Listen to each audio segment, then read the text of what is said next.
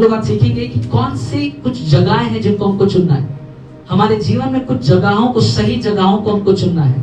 कई सारे लोग गलत जगहों को चुनकर वो आशीष जो परमेश्वर देना चाहता है उसको नहीं पाते। कितने लोग ऑफिस जाते हैं, जब इंटरव्यू देने जाते हैं तो हम लोग को क्या लगता है, ये मेरे लिए सही ऑफिस है, सही जगह है। 4-5 महीना काम करने के बाद मालूम पड़ता है कि ये जगह सही था या नहीं था। हालेलुया। हम लोग का नजर से हम लोग चुनाव करते हैं कि ये जगह मेरे लिए सही होगा। कई बार हम लोग का चुनाव गलत हो जाता है। गलत जगहों पर कभी भी उन्नति नहीं होता है। बाजू को बोलो, गलत जगह पर कभी उन्नति नहीं देख पाओगे। अगर आपको परमेश्वर में या सांसारिक रीति से भी बढ़ना है तो आपको सही जगह पर होना पड़ेगा। हम लोग देखते हैं बीज बोने वाले ने बहुत जगह पर बीज बोया, लेकिन बीज उगा कहाँ पे फल लाया? वो बीज अच्छी भूमि पर जब गिरा। अगर भूमि सही नहीं है, अगर जगह सही नहीं है, तो बीज कितना भी अच्छा फल नहीं लाएगा। मैं प्रार्थना करता हूँ परमेश्वर आज इन सारी भूमियों को तैयार करे, ताकि जो बोया जा रहा है परमेश्वर उसमें 100 गुना फल लेकर आए। मैं कह रहा हूँ हमको सही जगह चुननी है। मैंने भी मेरे जीवन में कई सारे गलत डिसीजन लिए, जिसकी वजह से जो चीजें परमेश्वर मेरे लिए चाह रहा था मैं करूं, उसको मैं देख नहीं पाया, क्योंकि मैंने जगह गलत चुना था। आज हम लोग सीखने वाले सही जगह चुनने का महत्व क्या है और कैसे सही जगह चुना जाता है। अगर हम लोग उत्पत्ति की किताब अध्याय 13 पढ़े तो उसमें एक चीज वहां पर लिखा है जहां पर अब्राहम और लूत के बारे में कहा गया है। मैं विश्वास करता हूँ ये बात सभी को पता है, ये वचन सभी लोग ने पढ़ा होगा। और अगर कोई बता पाए संक्षेप में क्या हो गया था इस वचन में। हाँ, लॉट के बीच में बहुत झगड़े हो रहे थे, राइट, उनका दोनों का पोसेशंस बहुत ज्यादा था, राइट। और फिर इब्राहिम और लॉट ने डिसाइड किया कि हम लोग सेपरेट हो जाए, और फिर इब्राहिम उसे लेके जाता है ना। अब्राहम और लूत के बीच में, उनके चरवाहों के बीच में झगड़े हो रहे थे, क्योंकि इनकी संपत्ति काफी बढ़ गई थी दोनों की। तो अब्राहम ने डिसाइड किया कि अभी हम लोग अलग होंगे, और लूत ने एक जगह चुना और अब्राहम के पास एक जगह है। अभी ध्यान से सुनिए, ये दोनों को एक चुनाव करना पड़ा था कि कौन सी जगह पर हम लोग जाएंगे। जैसे हमको भी चुनाव होता है, कई बार जगह चुनते हैं हम लोग ऑफिस के लिए या कॉलेज के लिए। हम लोग सही कॉलेज चुनते हैं, सही जगह चुनते हैं ताकि हमारी उन्नति हो। कोई भी ऐसा व्यक्ति है जो पढ़ाई लिखाई करेगा और बोलेगा एकदम घटिया कॉलेज में जाऊंगा मैं, ऐसे माँ बाप है? अपने बच्चों को हम लोग सही जगह पर भेजेंगे जहां पर उसकी उन्नति हो। हम लोग हमारी नजर से देखना की कोशिश करते हैं कि कौन सी जगह मेरे लिए सही है और कौन सी गलत है। जब तक पवित्र आत्मा हमको नहीं बताए तब तक हमारा निर्णय गलत होता रहेगा। लेकिन जब पवित्र आत्मा हमको बताए कि इस जगह पर तेरे को जाना है, और जब पवित्र आत्मा की आवाज को सुनकर उस जगह पर हम लोग जाते हैं, तब आशीष आती है। अब्राहम और लूत के जीवन में लूत ने देखा, उसने सदम को देखा और सदम उसको दिखने में अच्छा लगा, जैसे हवा को दिखने में फल अच्छा लगा था, मन भावना लगा था, और वो उसके पास चली गई। मनुष्य क्या करता है, जो चीज हमको अच्छा दिखता है उसके करीब जाने की कोशिश करते हैं, बराबर है कि नहीं? जो मेरी आंखों को मन भावना है, जो मेरे को अच्छा लगेगा, मैं वहां पर जाऊंगा। लूत ने गलती किया, लूत को भी सदोम सुंदर नजर आया और वो गया कि मैं इस जगह को ले लूंगा, और उसने अब्राहम को कहा ये जगह आपसे मेरी है, मैं इस जगह पर जाऊंगा। लेकिन अगर उत्पत्ति किताब अध्याय 13 वचन 13 आप पढ़े तो वचन 13 में क्या लिखा है? हाँ, सदोम के लोग यहोवा की दृष्टि में कैसे थे? दुष्ट थे, पापी थे। लेकिन सदोम लूत की नजर में कैसा था? उसके लिए वो बेस्ट था। कई बार जो आपके लिए बेस्ट है जरूरी नहीं है परमेश्वर के लिए भी वो बेस्ट हो। मैंने कहा कई बार जब आपको जो चीज अच्छी लगती है जरूरी नहीं है परमेश्वर भी उसको अच्छा ही देख रहा हो।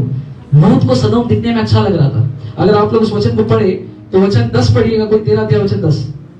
तब लूत ने आंख उठाकर यरदन नदी के पास वाली सारी तराई को देखा कि वो सबसे सींची हुई है। जब तक यहोवा ने सदोम और अमोरा को नष्ट न किया था, तब तक सोअर के मार्ग तक वह तराई यहोवा की वाटिका और मिस्र देश के समान उपजाऊ थी। सदोम एक उपजाऊ जमीन थी, बोलो उपजाऊ जमीन थी। तो इसका मतलब कभी भी सब लोग खेती करने वाला वो कौन सी जमीन चुनेगा? जहां पर अच्छा जमीन हो, जहां पर बीज डाले तो उगे, कुछ तो मिले, फसल मिले। अभी सदोम ने देखा, उसको हरियाली नजर आया, उसको नदियां नजर आई, उसने देखा, उसने बोला सदोम बेस्ट जगह है। अगर मेरे को चुनना पड़ेगा तो सदोम ने क्या किया? अपनी आंखों से देखा कि मेरे लिए कौन सी जगह अच्छी रहेगी और उसने उस जगह को चुना। हमको सीखना है, अगर हमको परमेश्वर जब चुनाव देता है तो हमको हमारी दृष्टि से नहीं चुनना है, लेकिन पवित्र आत्मा की अगुवाई से चुनना है।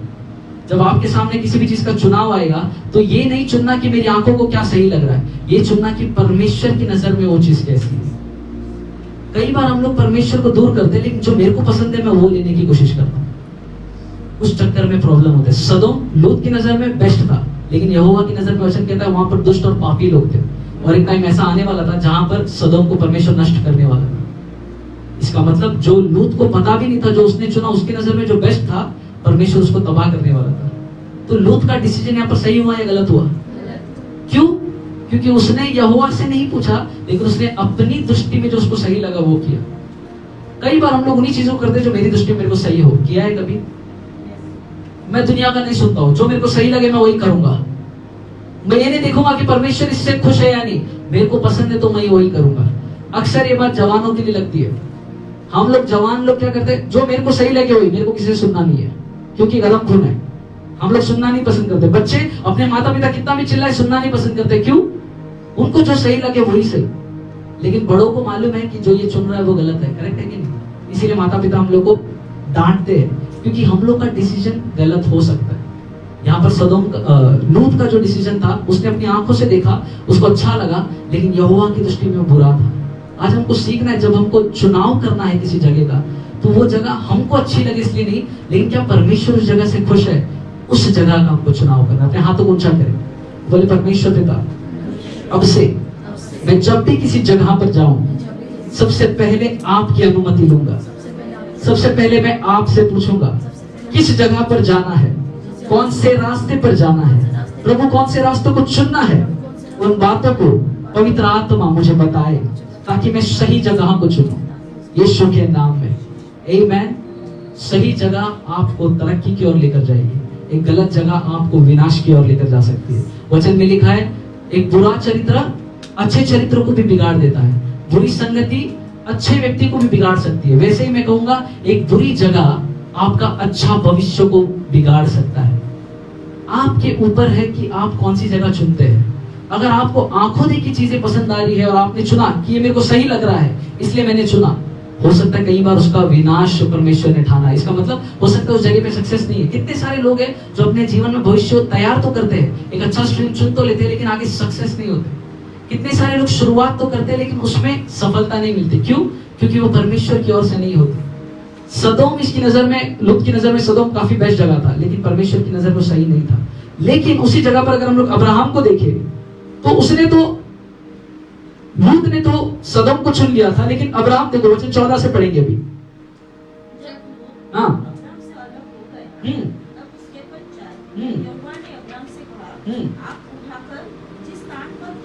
वहाँ से उतर, उत्तर दक्षिण पूर्व पश्चिम चारों ओर दृष्टि कर, क्योंकि जितनी भूमि तुझे दिखाई देती है उस सबको मैं तुझे और तेरे वंश को युग युग के लिए दूंगा, और मैं तेरे वंश को पृथ्वी के धूल के कीटों के समान बहुत करूंगा। यहाँ तक कि जो कोई पृथ्वी की धूल के कीटों को गिन सकेगा वही तेरा वंश भी गिन सकेगा।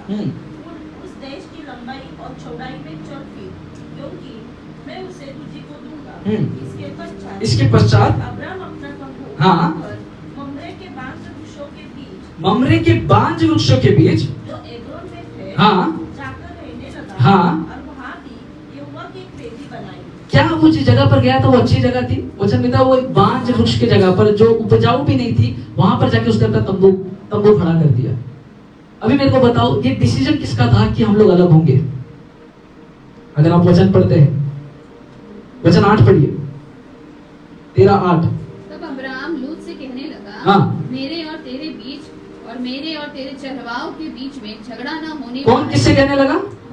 हाँ, आगे पढ़िए। झगड़ा ना होने पाए, क्योंकि हम लोग भाई बंधु है। क्या सारा देश तेरे सामने नहीं? इसलिए मुझसे अलग हो जा। इसलिए मुझसे अलग हो जा। कौन बोल रहा है? अब्राहम बोल रहा है लूत को कि हम लोग अलग होंगे। अभी मेरे को बताओ, जो व्यक्ति चुनाव दे रहा है, क्या उसके पास बड़ा चुनाव रखने का सामर्थ्य नहीं है? इसका मतलब अब्राहम अच्छी जगह चुन सकता था या नहीं? तो अब्राहम के लिए कितना आसान था सदोम को देखकर सदोम को चुन लेना। लेकिन पता है, अब्राहम ने न चाहते हुए उसने क्या किया? मेरा नहीं, लेकिन उसने सामने वाले का भलाई देखा। उसने बोला कि भले से मेरे पास अपर हैंड हो सकता है मैं अच्छी जगह चुन सकता हूँ, लेकिन मैं अधिकार तुझे दे रहा हूँ। और लूत को बोला, तू देख और तू चुन ले जो जगह तेरे को चुनना है। और फिर लूत ने ऐसी जगह चुन ली। क्या अब्राहम उस जगह को नहीं चुन सकता था? लेकिन अब्राहम परमेश्वर पे विश्वास करता था कि जहां कहीं भी मैं जाऊं परमेश्वर मेरे को वहां पर सफलता दे सकता है। लेकिन लूत को ये बात नहीं पता थी। लूत ने देखा कि मेरे भविष्य के लिए क्या सही होगा और वो उस जगह को चुनने के लिए गया। परमेश्वर पर विश्वास करने वाले लोग जिस किसी भी स्थान में हो उसी स्थान में फलवंत हो गए। यीशु के नाम। आपके लिए जगह मैटर नहीं करती, जिस जगह पर आप परमेश्वर को लेकर चले उस जगह पर परमेश्वर आपको आशीषित करेगा। लूत के समान हमारा विचार नहीं होना मांगते कि जो जगह मैं देखूं ये मेरे भविष्य के लिए अच्छा है, मैं यहाँ जाऊंगा। लेकिन अब्राहम के जैसा हृदय मेरा होना चाहिए कि जिस भी जगह पर मेरे हो परमेश्वर मेरे को उसमें सफलता दे। कौन से ऑफिस में आप काम कर रहे हैं, आपको बार बार ऑफिस चेंज करने की जरूरत नहीं। जिस ऑफिस में आप काम कर रहे हैं यीशु उसी में आपको प्रमोशन दे सकते हैं। जिस जगह पर आप काम कर रहे हैं उसी स्थान पर परमेश्वर आपको बढ़ा सकते हैं। ये अब्राहम का विश्वास था। अब्राहम ने न चाहते हुए भी न्यू टेस्टामेंट का नया नियम का एक वचन को उसने हमको पूरा करता हुआ दिखाया। अगर आप फिलिपी की किताब पढ़े, फिलिपी अध्याय 2:4, फिलिपियन किताब अध्याय 2:4।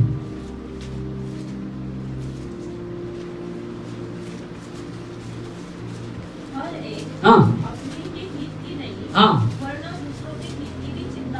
क्या लिखा है वचन में? फिर एक बार पढ़े, सब लोग मिलकर पढ़ेंगे। Okay, 1 2 3 let's read.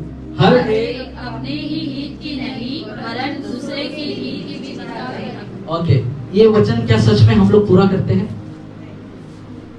वचन में लिखा है हर कोई अपने हित की नहीं लेकिन दूसरे के भी हित की चिंता करे, दूसरों का भी फायदा देखे। आज मनुष्य उसका ऑपोजिट ही कर रहा है। मैं मेरा फायदा देखेगा, दूसरे का क्या हो रहा है? तेल लेने गया, मेरे को नहीं जानना है, लेकिन मेरा भला होना चाहिए। अगर हमारे पास कुछ ज्यादा है तो हम लोग ये नहीं बोलेंगे इसमें से थोड़ा उसको दूंगा, मेरे पास का कम हो जाएगा, ये पहले सोचते हैं। यही चीज कई बार लोग जब चर्च में दान डालते तभी भी सोचते हैं अरे मेरे पास अगर दान में डालूंगा तो मेरे से कम हो जाएगा।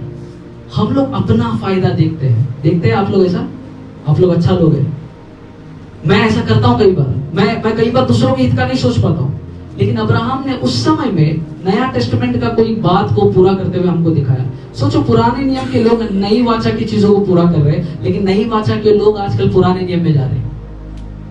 हम लोग को सीखना है, हमको खुद के हित से पहले दूसरों का हित के बारे में, उसके बारे में सोचना है। अपने बाजू लोगों को दूसरे का हित का सोचो, दूसरे के फायदे का सोचो। ये बोलना आसान है, करना मुश्किल है। मैं तुम लोग को बोलेगा अच्छा किसी ने ऐसा किया है, एटीएम गया, एटीएम से पैसा निकाला, कड़क कड़क नोट आया और बाहर एक गरीब दिखा और कड़क नोट उसको दे दिया। एक सिस्टर ने किया ऐसा, प्रेज गॉड। कड़क कड़क नोट है, पवित्र आत्मा बोल रहा है जा और इसको दे दे। करेगा क्या? हम लोग भिखारी को देने के टाइम पे वो नोट देगा जो मेरे लिए नहीं चलता है। आजकल भिखारी छोड़ो, आजकल लोग चर्च में ऐसा नोट डालते हैं जो चर्च वाले को भी नहीं चलता है। इधर से फटा हुआ उधर से फटा हुआ डाल दो, कोई नहीं लेगा तो प्रभु ले लेगा, फिर प्रभु भी फटा हुआ ही देता है। हालेलुया। हम लोग दूसरे का हित के बारे में नहीं सोचते, ऐसा कभी नहीं करेगा हम लोग। जो हमारे को जरूरत का नहीं है वो दूसरे को दे देगा। मेरे को जॉब के बारे में मालूम पड़ा, पहले मैं जाऊंगा उस जॉब पे, बाद में जिसको जरूरत है उसको बोलूंगा अगर मेरे को अच्छा नहीं लगे तो। हम लोग क्या करते हैं, अच्छा चीज हमारे लिए रखते हैं। माँ लोग का एक क्वालिटी होता है, जब भी घर में कुछ सामान आएगा ना तो पहले अच्छा बच्चे लोग के लिए रखेगा, पति को कचरा दे देगा, बचा कुचा तू खा ले, पहले बच्चे लोग को बेस्ट। दूसरों का हित के बारे में सोचना है। विश्वासी लोग कौन से लोग होते हैं? वो लोग जो खुद के हित से पहले दूसरों का हित का सोचें। हम लोग संसार से अलग कैसे हैं? इन वचनों को पूरा करते हुए। अगर हम मसीह को विश्वास करते हैं, हम लोग पहले अपना फायदा नहीं दूसरों का फायदा देखेंगे। अगर आज हम लोग ऐसे लोग हैं जो सबसे पहले अपना फायदा देख रहे हैं तो परमेश्वर हमसे बातें कर रहे हैं। मैं ये नहीं बोल रहा खुद को नुकसान में डालो, लेकिन हमको हमारी जरूरत ही नहीं दूसरों की भी जरूरत को देखना है। एक अच्छा गीत है, मैं नहीं जानता आप लोगों को मालूम है कि नहीं। वो कहता है अपनों को तो इस दुनिया में सब प्यार करते हैं, औरों को भी प्यार करना मसीहा सिखाते हैं। परमेश्वर क्या सिखाता है? दूसरों को प्यार करना। और हम क्या करते हैं? हम अपने ही घर वालों को प्यार नहीं करते, दूसरों को कैसा करेगा? और कई सारे लोग दिखावा का प्यार तो बहुत करता है पर असलियत में बोले ये तो बहुत अच्छा है और पीछे जाके हमारी बुराई करेगा। ये मिला है ऐसा लोग? मेरे पास आ जाओ, मेरे पास लिस्ट है। मेरे स्वागत ब्रदर, क्या गाता है ब्रदर, क्या प्रचार करता है ब्रदर, और पीछे ना ऐसा है वैसा है। हमारे के जीवन में ऐसा होता है। लेकिन हमको क्या अलग करता है? हम वो लोग हैं जो दूसरों का हित का पहले सोचते हैं। मैं चाहता हूँ हमारे कलीसिया इस बात को सीखे। आज परमेश्वर हमसे बातें कर रहा है, हमको अब्राहम के समान बनना है। जैसे अब्राहम ने किया। उसने ये फिक्र नहीं की कि मैं अच्छी जमीन में ले लूंगा। उसने बोला अपने रिश्तेदार को, बोला तू अच्छी ले ले, चल तेरे को जो अच्छा लगता तू ले ले। लेकिन लूत का एक गड़बड़ हो गया। उसने देखा जो उसकी आंखों को सही लगता है, लेकिन उसने ये नहीं सोचा कि उसकी आत्मा का इसमें नुकसान हो सकता है। आगे चलकर अगर देखें तो वो लीडर भी बन गया, वहां पर एक अच्छा अधिकारी बन गया। लेकिन वो जगह कैसी थी जिसको यहोवा बोलता है यहाँ पर सारे वो गलत लोग हैं, यहाँ पर सारे पापी लोग, दुष्ट लोग हैं। आप किस जगह पे खड़े रह रहे हो बहुत जरूरी है। अगर आप यूहन्ना की किताब पढ़े, सॉरी भजन संहिता की किताब अध्याय 1, एक अच्छा वचन मेरे को याद आ रहा है। भजन संहिता अध्याय 1 वचन 1, 2 और 3 पढ़े। क्या ही धन्य है वो पुरुष जो दुष्टों की युक्ति पर नहीं चलता और न पापियों के मार्ग में खड़ा होता और न ठट्टा करने वाले की मंडली में बैठता है। ओके, 3 जगह के बारे में बोला। क्या बोला? पहले दुष्टों की युक्ति पर नहीं चलता, दूसरा पापियों के मार्ग में खड़ा होता है, तीसरा 3 जगह पर एक दुष्ट व्यक्ति पाया जाता है। एक जो दुष्टों की युक्ति पर चलता है, दूसरा जो पापियों के मार्ग में खड़ा होता है, और जो ठट्टा करने वालों की मंडली में बैठता है। आज हमको देखना है हम लोग कहाँ चल रहे हैं, कहाँ खड़े हैं और कहाँ बैठे हैं। क्या मैं दुष्टों की युक्ति पर चल रहा हूँ? ऐसी जगह सबसे खतरनाक जगह है। क्या मैं पापियों के मार्ग में बैठ रहा हूँ? ऐसी जगह बहुत जगह है। क्या मैं ठट्टा करने वाली मंडलियों में हूँ? तो मैं सबसे गलत जगह पर। वचन बोलता है ऐसे परमेश्वर दुष्ट बोलता है। क्या बोलता है? अभी मेरे को बताओ, पाप में जाने से पहले क्या आता है? पाप का आइडिया आता है, थॉट आता है। एक फ्रेंड अचानक से बोल देगा चलो सिगरेट पीने चलते। उसने क्या किया? एक प्लान दे दिया। हम लोग ने क्या किया? प्लान को हाँ बोल दिया। और हम लोग जब उसको प्लान को हाँ बोलते हैं, आगे चल के हम लोग कहाँ चलते हैं? वचन में लिखा हम लोग पापियों के मार्ग में खड़े हो जाते हैं। सिर्फ मैंने हाँ बोला, उस युक्ति को जो किसी दुष्ट ने दिया था, मैं पापियों के मार्ग में खड़ा हो गया। और जब मैं खड़ा हूं, अब धीरे धीरे मैं इतना अंदर चल लेता है, अब मैं उनकी मंडली का हिस्सा बन गया हूं। तो युक्ति को हाँ बोला था। आज आप किन लोगों को हाँ बोल रहे हो? वो कौन सी जगह पर आप चल रहे हो? पता है, पतरस भी जब यीशु मसीह को इनकार किया, वो वचन लिखता वो एक जगह पर खड़ा था, एक जगह पर बैठा था और एक जगह पर चल रहा था। जब जब उसने यीशु को 3 बार इनकार किया, वो एक जगह पर बैठा हुआ पाया गया, वो खड़ा था और एक जगह पर चल रहा था। और जब जब वो उन जगहों पर था, उसने यीशु का इनकार किया। जब आप ऐसी 3 जगहों पर होते हो, तब तब आप यीशु का इनकार करते हो। अगर आप दुष्टों की युक्तियों पर चल रहे हो, आप यीशु का इनकार करते हो। हर टाइम पे जब आप पापियों के मार्ग में खड़े होते हो, आप यीशु का इनकार करते हो। जब आप ऐसी मंडली का हिस्सा होते हो जहां पर चुगलीबाजी हो रही है, सब लोग एक दूसरे का बुराई कर रहे हैं, वो जगह एक ऐसी जगह है जहां पर से यीशु का इनकार होता है। पतरस इन 3 जगहों पर था, उसने यीशु का इनकार किया। अगर मैं ऐसी जगह पर हूँ तो मैं सबसे गलत जगह पर हूँ। आज अपने जीवन को परखना है, मैं कौन सी जगह पर खड़ा हूँ। चुनाव आपका है, आप कौन सी जगह पर होते हैं। बहुत सारे लोग जो है गलत दोस्त, क्योंकि वो दोस्त मेरा अच्छा है, उसकी आदतें गलत है, लेकिन वो दोस्त को बुरा लगे करके उस जगह पर मैं खड़े हो जाता हूँ। लेकिन वचन के अनुसार वो सारा चीजें एक दुष्ट व्यक्ति का क्वालिटीज है। आज अपने आंखों को बंद करो और जरा सोचो इस वचन पर कि परमेश्वर, क्या मैं ऐसी जगहों पर हूँ जहां से मैं आपका इनकार कर रहा हूँ। बहुत सारे जवान यहाँ पर है, अपने जीवन को परखो। क्या मैंने मेरी युक्तियों से यीशु का इनकार किया? क्या मैं पापियों के मार्ग में खड़ा होता हूँ? कई बार हो सकता है आपके ऑफिस में, आपके घरों में ऐसा वातावरण बन चुका है जहां पर केवल बुराइयां हो रही है, चुगली हो रही है। अगर आप एक ऐसे स्थान पर हो तो वो स्थान आपको विनाश की ओर लेकर जाएगा। सदोम का मतलब है विनाश। अगर आप सदोम में खड़े हैं आज, तो मैं आपको बताना चाहता हूं, सदोम का परमेश्वर ने विनाश कर दिया था। मेरे को सदोम में नहीं, लेकिन जहां पर परमेश्वर मुझे खड़ा करना चाहता है, उस जगह पर खड़ा होना है।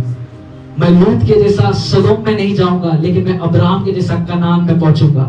मैं सदोम को इनकार करता हूं, लेकिन मैं कनान को मेरे जीवन में एक्सेप्ट करता हूं। यीशु, मैं कनान को एक्सेप्ट करता हूं। वो जगह जहां पर, जिस जगह पर तूने चुना है, उस जगह पर रहने का मैं परमेश्वर तुझसे वाचा बांधता हूं यीशु के नाम में। हालेलुया। क्या हम लोग सदोम में हैं या हम लोग कनान की ओर जाना चाह रहे हैं? कितने लोग समझ रहे हैं? सदोम विनाश की जगह है जहां पर इस तरीके के लोग पाए जाते हैं, जैसा मैंने भजन संहिता की किताब से बताया। लेकिन कनान एक ऐसी जगह, वचन कहता है वहां पर दूध और मधु की धाराएं बहती है, जहां पर सब कुछ सुंदर है। चुनाव आपका है, आपको सदोम चुनना है या आपको कनान चुनना है। अगर मेरे को चुनाव मिले तो मैं कनान के पास जाऊंगा। तो कनान किसका चुनाव हुआ देश था? परमेश्वर ने उसको नियुक्त किया था। परमेश्वर ने आप सभी के लिए, हर एक लोगों के लिए कनान का नियुक्त किया है। आप सभी को परमेश्वर ने कनान में जाने के लिए नियुक्त किया है। ये आपका अंदर है कि आप कनान को चुनते हो या आप सदोम को चुनते हो। इसलिए मैंने कहा आज हमको चुनना है, मैं कौन सी जगह पर रहना चाहता हूँ। एक गलत जगह आपको विनाश की ओर लेकर जा सकती है। लूत को पता भी नहीं था वो क्या कर रहा था, लेकिन पूरा सदोम का विनाश हो गया था। आमीन। मैंने वचन चालू भी नहीं किया है, वचन में लिखा है, वचन 18 पढ़िए, कोई 13 का 18 पढ़िए।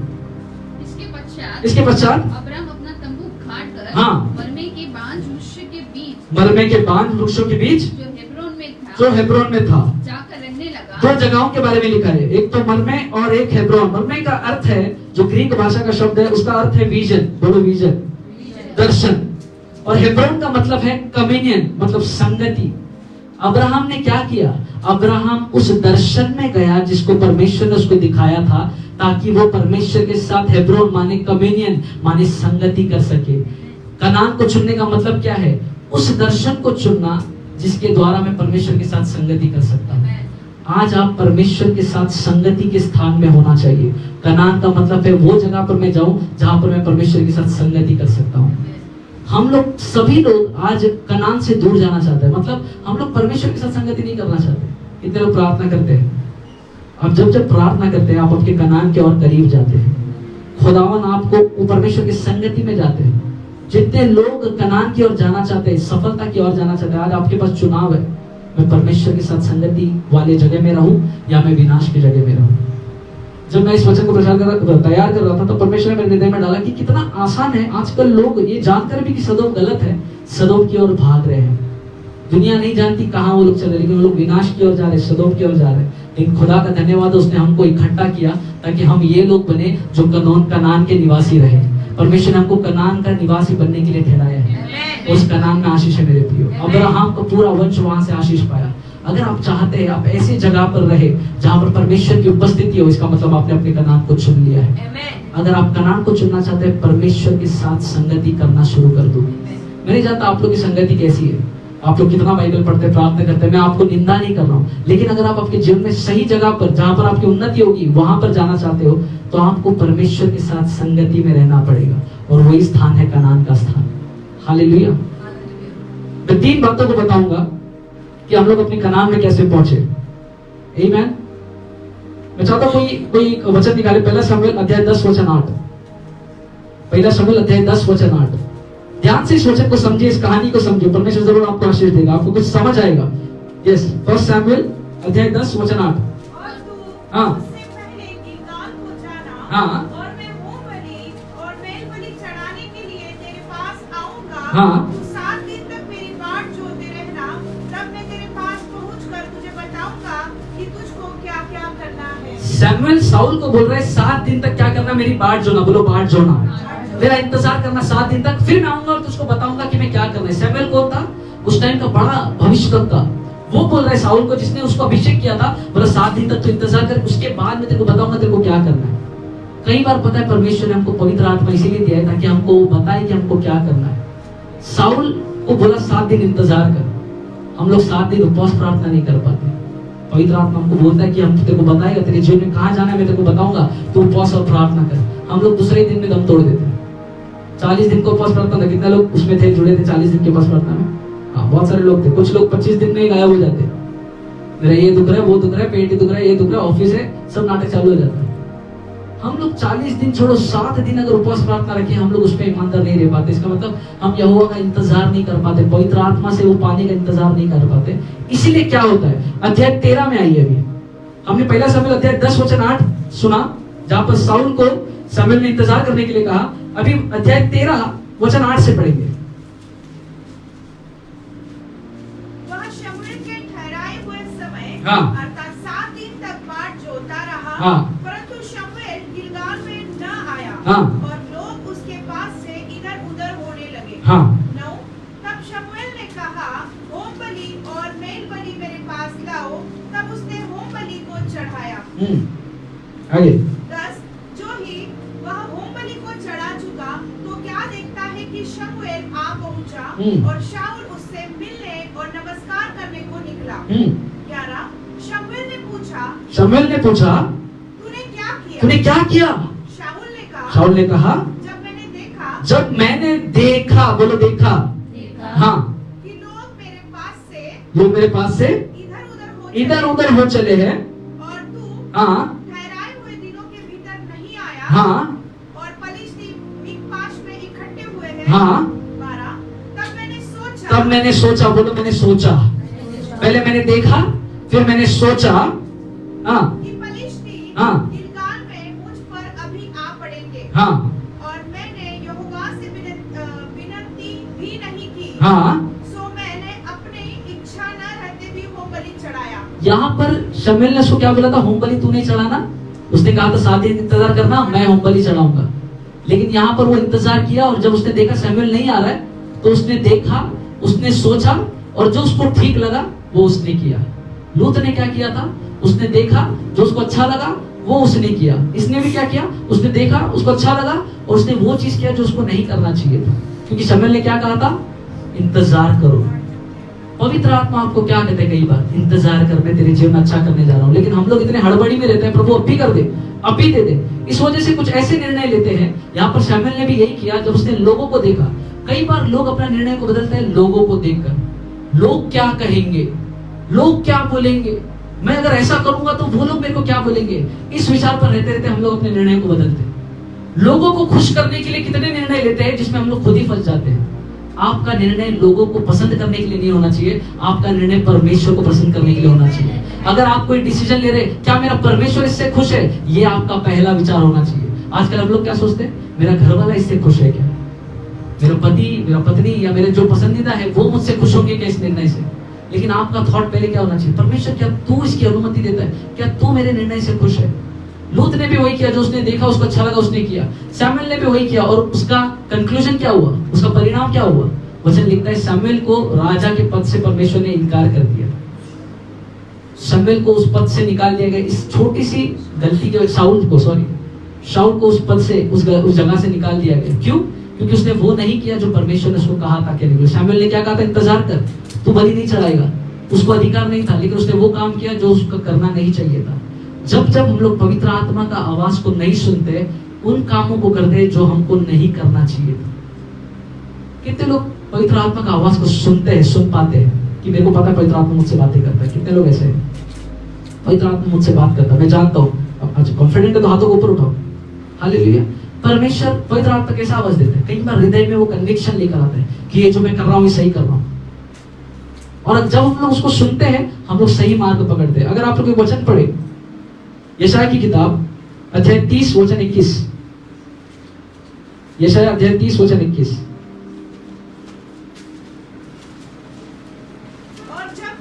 और जब कभी दाहिनी व बाई बुड़ने लगो, तब तुम्हारे पीछे से, ध्यान से सुनिए, यह वचन तुम्हारे कानों में पड़ेगा, एक वचन तुम्हारे कानों में पड़ेगा, मार्ग यही है इसी पर चलो, मार्ग यही है इसी पर चल। पवित्र आत्मा ऐसा आवाज देता है कि जहां पर तू जा रहा है ये सही है, यहीं पे चल। पवित्र आत्मा तुम्हारे वचन कहते हैं कानों के पीछे से एक आवाज आएगी। पवित्र आत्मा इस तरीके से बातें करते हैं। जितने लोग उस आवाज को सुन लेते हैं वो लोग सही मार्ग को पकड़ते हैं। लेकिन कई बार पवित्र आत्मा को आवाज देते हैं, फिर भी हम लोग वही करते हैं जो मेरे हृदय को अच्छा लगता है। इसलिए वचन कहता है, और एक वचन पढ़ेंगे, नीति वचन अध्याय 3, 5 और 6। नीति वचन अध्याय 3 वचन 5 और 6। यस, नीति वचन अध्याय 3, 5 और 6 पढ़िए। तू अपने समझ का सहारा न लेना, संपूर्ण मन से यहोवा पर भरोसा रखना। सब काम क्या करना, उसी को स्मरण करके सब काम करना, तब वो तेरे लिए सीधा मार्ग निकालेगा। अगर आप चाहते हैं आपके मार्ग सीधे हो, सही जगह पर चले, तो अपनी समझ का सहारा मत लो। मेरे बुद्धि को जो सही लगता है, मेरी आंखों को जो सही लगता है, मेरे हृदय में जो आएगा, अगर मैं वो करूंगा तो विनाश की ओर जाऊंगा, सदोम की ओर जाऊंगा। और मैं चाहता हूं हमारी कलीसिया इस बात को सीखे। परमेश्वर ने हमारे लिए सदोम नहीं रखा है, खुदा ने हमारे लिए कनान नियुक्त किया। हमको कनान की ओर जाना है। लेकिन जो लोग पवित्र आत्मा की आवाज को नहीं सुनते हैं, वो लोग ऐसी जगह को चुन लेते हैं जो सदोम की ओर जा रहा है, जो हमको विनाश की ओर लेकर जा रहा है। तो सबसे पहली बात आज के इस दिन में, अगर आपको जानना है आप किस तरीके से उस विजन में, दर्शन में, या परमेश्वर ने जो आपको संगति का स्थान चुना है उसमें अगर जाना है, तो आज आपको एक स्थान को चुनना है। वो स्थान है प्रार्थना का स्थान। यहाँ पर अगर आप शमूएल के जीवन को देखें, शाऊल के जीवन को देखें, वचन में लिखा है, वचन 12 पढ़ता हूँ आपके लिए, लिखता है, तब मैंने सोचा कि फलिश्ती गिलगाल में मुझ पर अभी हम पड़ेंगे, और मैंने क्या नहीं किया, यहोवा से विनती भी नहीं किया, उसने प्रार्थना नहीं किया था। अगर शाऊल उस समय में शायद प्रार्थना करता, परमेश्वर के सामने गिड़गिड़ाता, तो परमेश्वर उसको शायद और कुछ मार्ग बताता। लेकिन शाऊल ने क्या किया, जो उसको ठीक लगा वो किया। अगर आपको परमेश्वर की क्या बोलते हैं, उसका जो जवाब है या जो मार्ग में जाना है वो आपको जानना है, तो आपको एक स्थान को चुनना है, वो है प्रार्थना का स्थान। इसलिए वचन में लिखता है मत्ती अध्याय 6,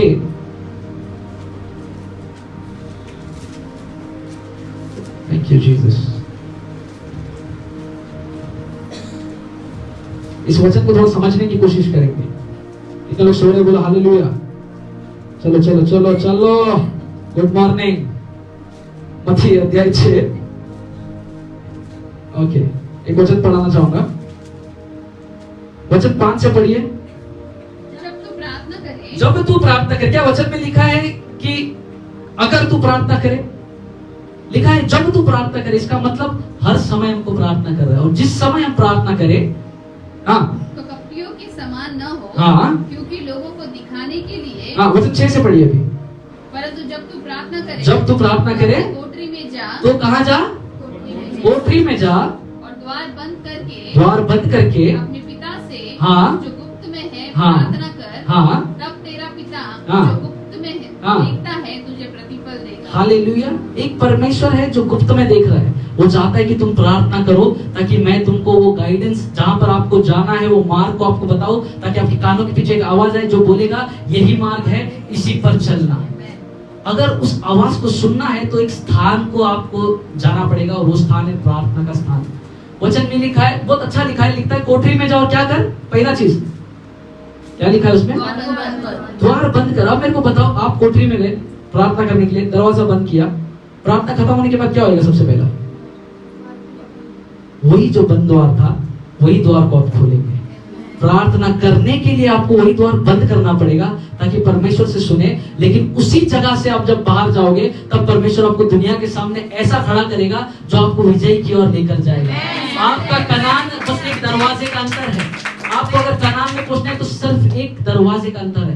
पहले मेरे को जाना है, दरवाजा बंद करना है, परमेश्वर से मांगना है, और जब मैं उस दरवाजे से बाहर निकलूं, तो जब मैं बाहर निकलूंगा कोई साधारण व्यक्ति नहीं निकलेगा, उस सारी प्रार्थना को उत्तर लेकर मैं बाहर निकलूंगा। तो अगर मैं चाहता हूं मेरे जीवन में सफलता की ओर चलूं, तो मेरे को चुनाव करना पड़ेगा। अगर मैं चाहता हूं परमेश्वर का दर्शन मुझको मिले, परमेश्वर कौन सी बात है जो मेरे जीवन के लिए सही है, अगर मेरे को वो जानना है, तो मेरे को एक स्थान को चुनना है, और वो है प्रार्थना का स्थान। शाऊल ने वही गलती किया, उसने विनती नहीं किया। लूत ने क्या किया, उसने प्रेयर नहीं किया, जो आंखों को सही लगा वो किया। हमको हमारे जीवन में सबसे पहले परमेश्वर को पूछना है, परमेश्वर वो कौन सी जगह है जहाँ जो तूने मेरे लिए रखी है, वो कौन सा मार्ग है जो मेरे को लेना है, वो कौन से लोग हैं जिनके साथ मेरे को जाना है। वो चुनाव करने के लिए आपको प्रार्थना की जगह पर जाना पड़ेगा। मैं नहीं जानता आप लोग कितने लोग ऐसे प्रार्थना करते हैं, पर जब मेरे को ये वचन का रहस्य मिला, तब मैंने इस बात को जाना। मैंने मेरे घर में एक कमरा बनाया जो प्रार्थना का कमरा है। उस प्रार्थना के कमरे में सबको एंट्री नहीं है, सिर्फ प्रार्थना करने के लिए हम लोग वहां पर जाते हैं। और हमने वो कोठरी बनाया ताकि दुनिया से दूर होकर हम लोग वहां पर प्रार्थना करें। और मैंने मेरी बहुत सारी प्रार्थना का उत्तर उस कोठरी में पाया है। और मैं विश्वास करता हूँ जब अब से आप लोग उस कोठरी में जाना शुरू कर देंगे, आप लोग भी आपकी प्रार्थना का उत्तर पाएंगे। प्रार्थना का उत्तर दुनिया में सामने नहीं, लेकिन अकेले में प्रार्थना करने से मिलता है। बहुत सारे ऐसे लोग हैं जो प्रार्थना करते ही नहीं है और परमेश्वर से उत्तर मांगते हैं, कैसे मिलेगा? हमको कोठरी में जाना पड़ेगा, क्योंकि परमेश्वर वहां पर देख रहा है। हम लोग हमारी आंखों से कोई जगह को देखेंगे, सफलता नहीं मिलेगा, शायद गलत चुनाव कर दे। लेकिन जब हम कोठरी में जाएंगे, तो जो परमेश्वर मुझको देख रहा है, वो परमेश्वर मेरे को एक ऐसी जगह को दिखाएगा जिस जगह को देखूंगा और उस जगह पर मैं चलूंगा और मैं विजय को प्राप्त करूंगा। और मैं चाहता हूं परमेश्वर में हमेशा कनान को चुनूं। सदोम नहीं, मेरे लिए क्या है? और हर एक यहाँ पर जो अब्राहम बैठे, उसके लिए परमेश्वर ने कनान की नियुक्ति की है। लेकिन उस अब्राहम को उस कोठरी में जाना पड़ा। हमको भी प्रार्थना के भवन में जाना पड़ेगा। आज पहला पॉइंट जो आपको बताना चाहता हूँ वो है, आज आपको चुनना है प्रार्थना का स्थान। बोल प्रार्थना का स्थान। आज मुझे उस स्थान को चुनना है। आपका चुनाव या तो आपको बदल देगा या तो आपको गिरा देगा। आप क्या चुन रहे हो बहुत मायने करते हैं। इसीलिए परमेश्वर ने मेरे को कहा इस महीने में मैं कलीसिया को चुनाव के बारे में बताऊं, क्योंकि हम लोग बहुत कुछ चुन रहे हैं आजकल। आप लोग कौन सा जगह चुन रहे हो वो आपका डेस्टिनी तैयार करेगा। आपके हाथों में आपका भविष्य है। हम लोग बोलेंगे परमेश्वर मेरे भविष्य को सुंदर कर, परमेश्वर बोलेगा तू चुनाव कर, और जैसा तेरा चुनाव होगा वैसा मैं तेरे को आगे लीड करूंगा। पता है एक खास बात परमेश्वर की क्या है, जब परमेश्वर ने शमूएल को बोला कि दाऊद का अभिषेक करना है, क्या परमेश्वर ने उसको शमूएल को ये बोला कि जाकर दाऊद का अभिषेक कर? वचन पढ़ने वाला आपसे बात कर रहा हूं, अगर आपने वचन को पढ़ा है तो परमेश्वर ने शमूएल को क्या बोला? हाँ, उसने ये नहीं बोला कि दाऊद के पास जा, उसने बोला यिशै के पास जा, वहां पर मैं तेरे को एक व्यक्ति को दूंगा, वहां पर उसको जाके तो अभिषेक करना। उसको पता नहीं था वो व्यक्ति दिखता कैसा है, इसीलिए जब पहला व्यक्ति आया, जब यिशै का पहला बड़ा बेटा आया तो शमूएल को अच्छा लगा, बोला ये राजा बन सकता है। लेकिन परमेश्वर ने बोला ये नहीं बनेगा। इतना बड़ा भविष्य था, फिर भी उससे गलती हुई। क्यों? क्योंकि अपनी आंखों देखी बातों से वो जज कर रहा था। लूत से भी क्या गलती हुआ, वो आंखों को जो सही लगा वो कर रहा था। शाऊल ने क्या किया, उसने देखा, उसने सोचा जो उसको सही लगा वही किया। इसलिए वचन में लिखा है, नीति वचन में, तो अपनी समझ का सहारा मत लेना, संपूर्ण मन से यहोवा पर भरोसा करना। आपकी आंखें जिससे सब फाड़ फाड़ के मेरे को देख रहे हैं, वो आपको कभी कभी गलत निर्णय लेने के लिए मजबूर कर देगा। मेरी आंखों को, हवा को भी देखने में अच्छा लगा था, बहक गई। जो चीजें दिखने में अच्छी होती है जरूरी नहीं कि वो सच में अच्छी है। कुछ लोग आपको जिंदगी में मिलेंगे, क्या मस्त बात करते हो, इतना मीठा बात करते हो भाई, शहद टपकता है जब भी मुंह खोलेगा तो। हमको दिखने से लगता है कि ये व्यक्ति मेरे लिए बेस्ट होगा। कितने सारे लोग ऐसे, अच्छा ये बेस्ट है बोल के चुन लिया और बाद में शादी के बाद रो रहे हैं किसको चुन लिया, क्योंकि तभी अच्छा लगा देखकर, तभी तो अच्छा लग्न चाहो तो चांगलं बोलायचं हो, लग्नाच्या नंतरच काय झालं काय माहिती, कुछ नहीं झालं, तुझं चुनाव गलत झाले। हमको जो पसंद आता है, दुकान पे भी जाएगा तो कुछ देखने के लिए जो अच्छा है उसको चुनने की कोशिश करेगा। दिखता है क्या कुछ कुछ, चाइना का माल लाया 2 दिन, चले तो चांद तक नहीं तो रात तक। जो चीजें आपको दिखने में अच्छी लगती जरूरी नहीं कि वो सच में अच्छी है। सदोम दिखने में काफी सुंदर रहेगा लेकिन यहोवा की दृष्टि में सही नहीं था। आज यहोवा की दृष्टि में क्या सही है उस जगह को आपको चुनना है। अपने हृदय में इस बात को रख लो प्रियो, परमेश्वर कौन सी जगह है जो मैं चुनूं। कई बार गलत जगहों को चुनने की वजह से जीवन में तकलीफें आ रही है, गलत जगहों को, गलत लोगों को चुनने की वजह से जीवन विनाश की ओर जा रहा है। परमेश्वर बोलता है मैंने चुनाव तेरे को दिया है, जीवन और मृत्यु तेरे सामने है, तुझको चुनना है। परमेश्वर आपके लिए नहीं चुनेगा। कई बार हमको लगता है ये व्यक्ति के साथ मेरा काम होएगा, वो व्यक्ति जाके धोखा देता है। हमको लगा ये व्यक्ति सही था, फिर बाद में अरिजीत सिंह के गाने पसंद आने लग जाते, लेकिन किसको पसंद कर दिया था, दिल टूटा, पता नहीं क्या क्या हुआ। क्यों? क्योंकि मेरे को सही लगा था स्टार्टिंग में, लेकिन मैंने परमेश्वर से विनती किया था क्या मैंने परमेश्वर को पूछा था क्या परमेश्वर ये व्यक्ति सही है क्या? चुनाव परमेश्वर ने आपको दिया था, आपने क्या चुना? परमेश्वर को इल्जाम मत लगाओ कि मेरे जीवन में ये कैसा हुआ, तूने चुना था, परमेश्वर ने तेरे सामने रखा था, तेरी मर्जी थी, तेरे को आंखों को जो पसंद आया तूने चुन लिया। कई बार हम लोग लूत के जैसा और शाऊल के जैसा अपने जीवन को जीना चाह रहे हैं, लेकिन मैं बता दूं परमेश्वर से मांगो। तो कैसे मांगोगे? प्रार्थना का जगह को चुनकर। तो पहली बात हमको उस जगह को चुनना है, प्रार्थना के स्थान को चुनना है। दूसरी बात, उस दर्शन में जैसे उसने मरमे के उस बांज वृक्ष के नीचे उसने अपना तंबू को खड़ा किया, जो मैंने बताया क्या दर्शाता है, वो दर्शन को दर्शाता है। दर्शन, मेमरे का मतलब है दर्शन और हेब्रोन का मतलब है कम्युनियन, परमेश्वर के संगति। अगर मैं चाहता हूँ परमेश्वर के साथ मेरी संगति हो, अगर मैं चाहता हूँ वो दर्शन को मैं चलूं। देखो क्या हो गया था अब्राहम के साथ, जब वो कनान में था वहां पर वो फलवंत हुआ, लेकिन वो कौन सा वृक्ष था? वचन में लिखा है बांज वृक्ष था। इसका मतलब मेरे को समझना है, जब मैं परमेश्वर को पूछकर, परमेश्वर से मांग कर कि मेरे कोई भी निर्णय को लेता हूं, भले से वो आज दिखने में सुंदर नहीं है, ध्यान से समझिए। अब्राहम ने जब उस जगह को चुना, उस जगह पर जब अब्राहम था वो जगह बांज जमीन था, वहां पर शायद उपजाऊ जमीन नहीं था, सब कुछ सुंदर नहीं था जैसे सदोम में था, लेकिन क्योंकि यहोवा ने कहा था ना, उसने उस बदसूरत जगह को भी उसने खड़े किया वहां पर डट के। बोला आज ये दिखने में सुंदर नहीं, लेकिन मेरे यहोवा ने कहा यहाँ पर ही ठहरे, तो मैं यहीं पर ठहरूंगा। अपने आजू बाजू के परिस्थिति को देखकर अपना निर्णय को मत बदलो। जिस जगह पर खुदा ने आपको रखा है, आज हो सकता है वहां पर सूखापन है, समझने की कोशिश करें कलीसिया। हो सकता है जिस स्थान पर आप है आपको ग्रोथ नजर नहीं आ रहा, हो सकता है आपको बढ़ोतरी नहीं दिख रही है, कुछ बदलावट नहीं दिख रहा है। जिस जगह पर आप है हो सकता है वो बांज वृक्ष के समान होगा, लेकिन मैं आपको बता दूं हमारा परमेश्वर वो परमेश्वर है जो उस बांज जैसी जगह पर भी हरियाली देकर आ सकता है। तो आज आपका जीवन कितना भी सूखे में क्यों ना हो, परमेश्वर जरूर आपको सफलता में लेकर आएगा। इसलिए नहीं कि वो परिस्थिति कैसी है, इसके लिए कि मेरा परमेश्वर में वो सामर्थ्य है कि हर बंजर जमीन में भी वो अच्छे फलों को दे सकता है। आज आपका जमीन बंजर है, कोई प्रॉब्लम नहीं, बाजल को बोलो कोई प्रॉब्लम नहीं है। जमीन से मतलब नहीं पड़ता परमेश्वर को, परमेश्वर बंजर जमीन को भी उपजाऊ जमीन बना सकता है। लेकिन चुनना मुझे है। क्या मैं ऐसी जगह को चुन रहा हूँ जो मुझको पसंद आ रहा है? क्या मैं मेरी समझ का सहारा ले रहा हूँ, या जो परमेश्वर मुझको कह रहा है उसको चुन रहा हूँ? अगर जो परमेश्वर मुझको कह रहा है उन बातों को मैं चुनूंगा तो सफलता जरूर मैं देखूंगा, जैसे अब्राहम ने देखा। लेकिन साउल देख नहीं पाया, बल्कि जो था वो भी चले गया। लूत के जीवन में क्या हुआ? वो उस जगह पर था, वहां पर अच्छी संपत्ति इकट्ठा कर ली, अंत में सब आग में झोंका गया, आग में जल गया सब कुछ। कितना बटोर लिया था उसने, बड़ा धनवान था वो सर, लेकिन उसके धन से परमेश्वर को कुछ फर्क नहीं पड़ा। सारा धन मिट्टी में मिल गया 2 सेकंड में। केवल धन ही नहीं, उसका संपत्ति, उसके घर वाले भी, उसने अपने अपनों को खो दिया। क्यों? क्योंकि उसने गलत जगह को चुन लिया था। मैं आपको बता दूं, एक गलत जगह आपके परिवार को भी विनाश की ओर लेकर जा सकता है। आपका एक गलत निर्णय, आज आप कैसा निर्णय ले रहे हो, किस जगह को आपने चुना है? एक सही जगह को चुनने के लिए आपको प्रार्थना की जगह पर आना पड़ेगा। आज ये विश्वास से अपने हृदय में डालो, प्रभु अब से जब कोई काम मैं करूंगा, मैं सबसे प्रथम प्रार्थना करूंगा। मेरा निर्णय, हर कोई मेरे जीवन में जो भी निर्णय मेरे को लेना है, उससे पहले मैं प्रार्थना करूंगा। प्रार्थना मेरे भविष्य को बदल देगा। आज लोग वचन बहुत पढ़ रहे हैं, लेकिन प्रार्थना नहीं कर रहे। 5 मिनट प्रार्थना करते तो नींद आता है, लेकिन मैं आपको बता दूं, वो जगह बहुत ही कीमती जगह है, जिसको लूत ने नहीं चुना। लूत ने प्रार्थना की जगह को नहीं चुना, शाऊल ने प्रार्थना की जगह को नहीं चुना। अंत क्या हो गया? उनको उनका जो भविष्य था उससे निकल गया, जो उनके जीवन के लिए था उससे वो लोग दूर हो गए। आपको परमेश्वर ने कनान के लिए चुना है। अपने कनान से चूको मत, अपने कनान से चूको मत। प्रार्थना करो, आपकी प्रार्थना आपको कनान तक लेकर जाएगी। हालेलुया। दूसरी बात हम लोग पढ़ेंगे यूहन्ना की किताब। ओके, क्योंकि समय नहीं है हमारे पास, तो मैं शायद इसको नेक्स्ट टाइम कंप्लीट करूंगा। लेकिन यूहन्ना की किताब 5वां अध्याय, यस, और कोई निकाले मत्ती अध्याय 9। ओके, पहले यूहन्ना से हम लोग देखेंगे। यूहन्ना अध्याय 5, इस वचन को ध्यान से समझिए। ओके, पढ़िए उसको, वचन 1 से। इन बातों के पश्चात यहूदियों का एक पर्व हुआ और यीशु यरूशलेम को गया।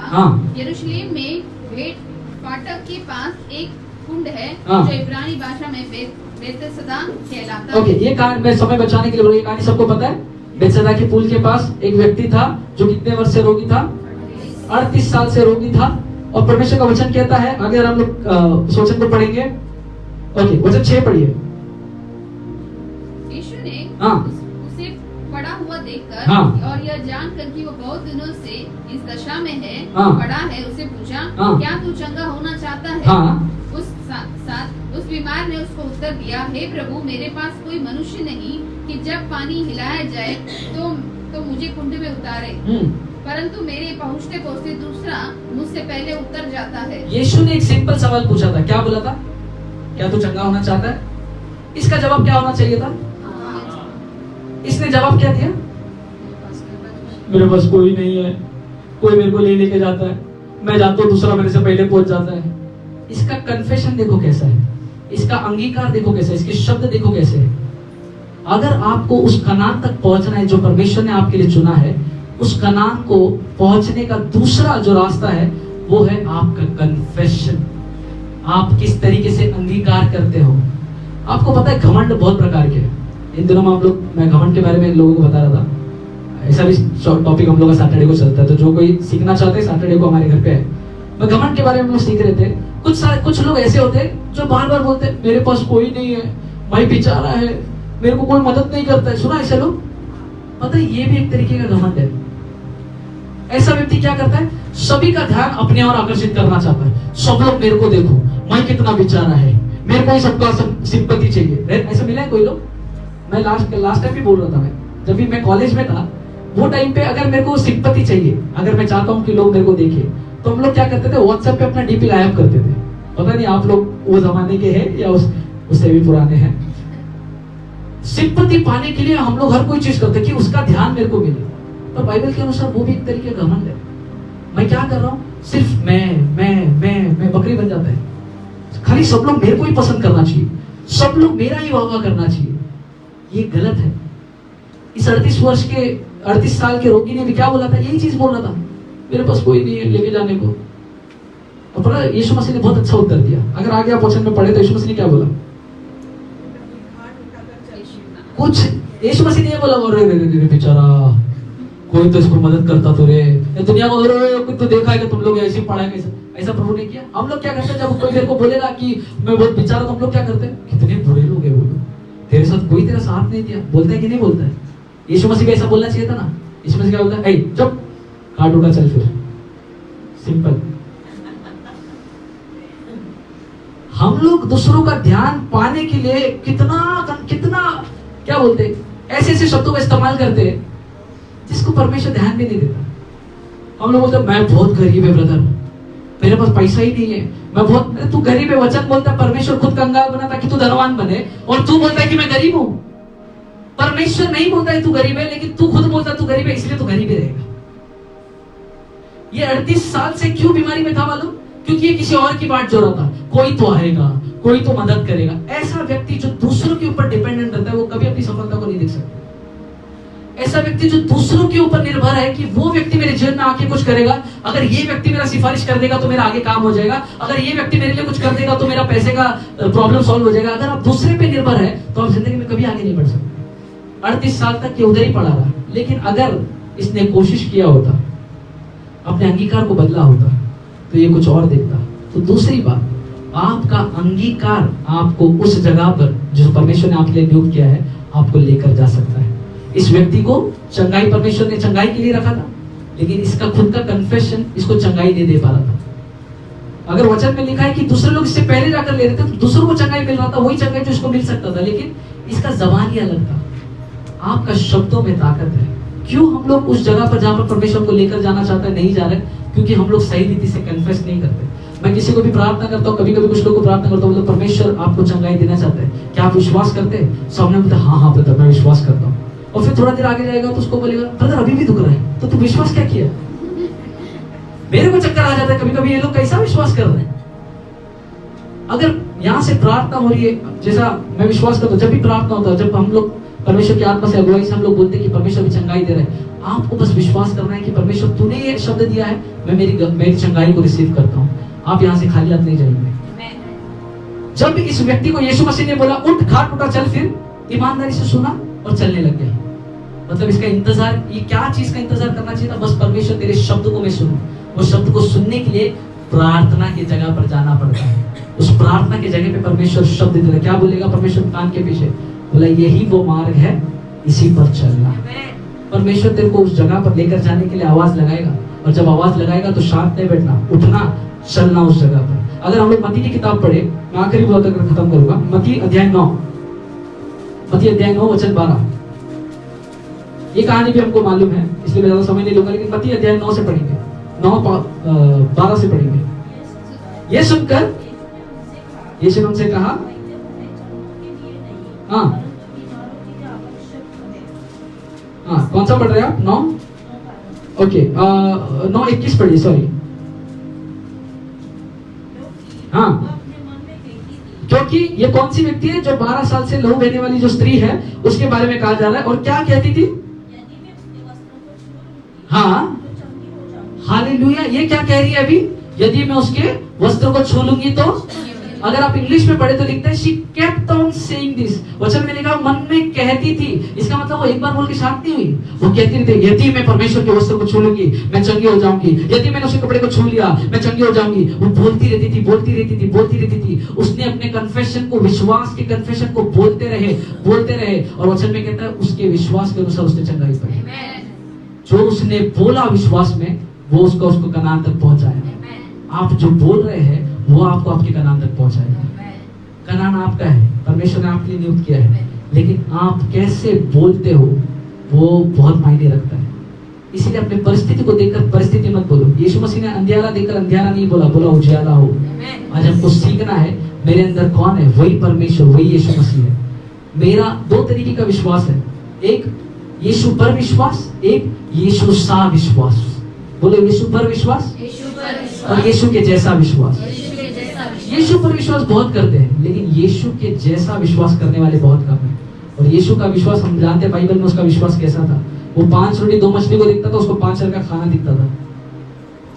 उसका विश्वास वैसा था। आपका विश्वास कैसा है?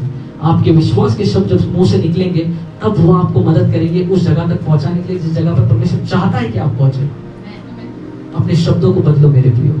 एक बात आखिरी बात बताता हूँ।